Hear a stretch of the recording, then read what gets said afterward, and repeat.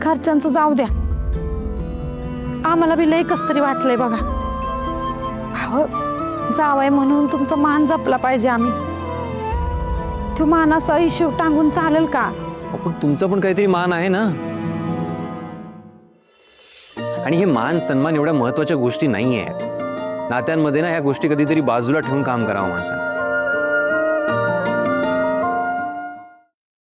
मी एवढी मेहनत केली आहे, एवढे कष्ट केले, हे घर सांभाळलंय, राणीला लहानाचं मोठं केलंय.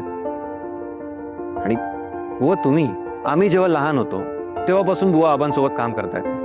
मग आम्ही लहान असताना आमचंही लाड पुरवलेच असतील ना तुम्ही. आबा जशी आमची काळजी घ्यायचे तशी तुम्ही आमची काळजी घेतली असेल. बरं, हे काय मी वरवर बोलत नाहीये, आबांनी बरंच काही सांगितलं.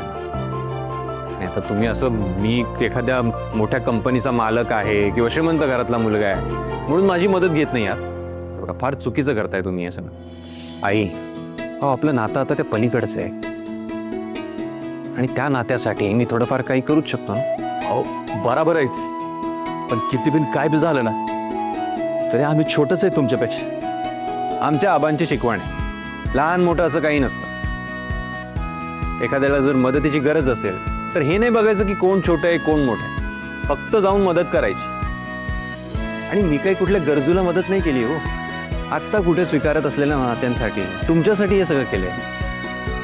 मी खूप मनापासून माणसं जोडली आणि त्याच माणसांना स्वतःला नव्याने जोडू पाहतोय मी. प्लीज मला अडवू नका.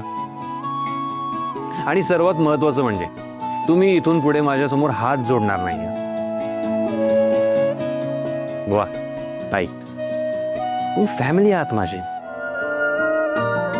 आणि माझ्या फॅमिलीसाठी मला थोडंफार काही करायची इच्छा झाली, ते करू द्या मला प्लीज. फैजा होय बापू. आणि हो, बिलकुल काळजी करायची नाहीये, टेन्शन कसलं घ्यायचंच नाहीये. मी नेहमी तुमच्या सोबत असणार आहे. ओके, येऊ मी? या या.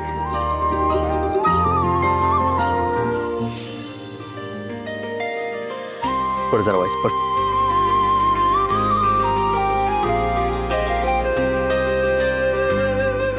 राणे, अगं लाख मोलाचं मला जावई भेटलं आणि तुला लाख मोलाचा नवरा.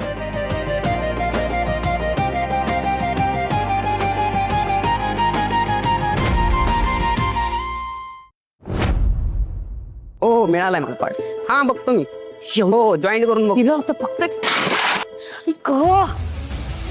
लागलं ना रे मला. बघून नाही चालतायत का? मूर्ख आहेस का रे तू?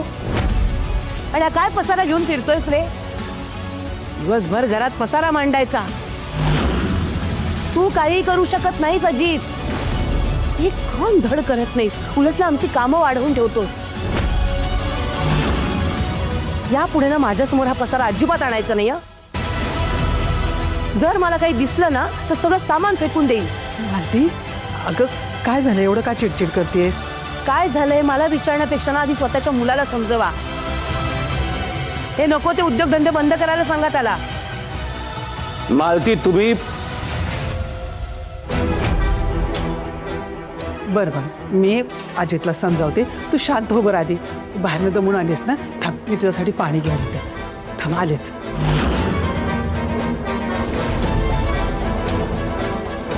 हे घे, पाणी घे.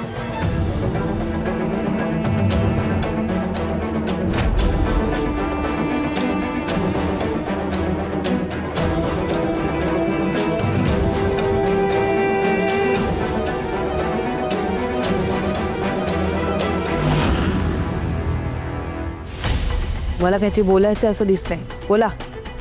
नाही नाही, काही नाही, राहू दे. आता बोला म्हटलंय ना.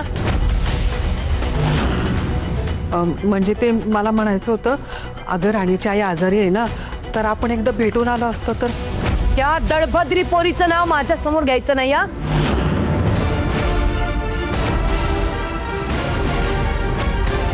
तिच्या आईशी आणि तिच्याशी माझा काही संबंध नाही. या या, तुझीच वाट बघत होते.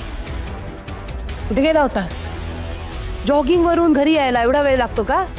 आई, जॉगिंगलाच गेलो होतो मी आणि तिथून वस्तीत गेलो आणि तिथे काय झालंय चांगलंच माहितीये मला.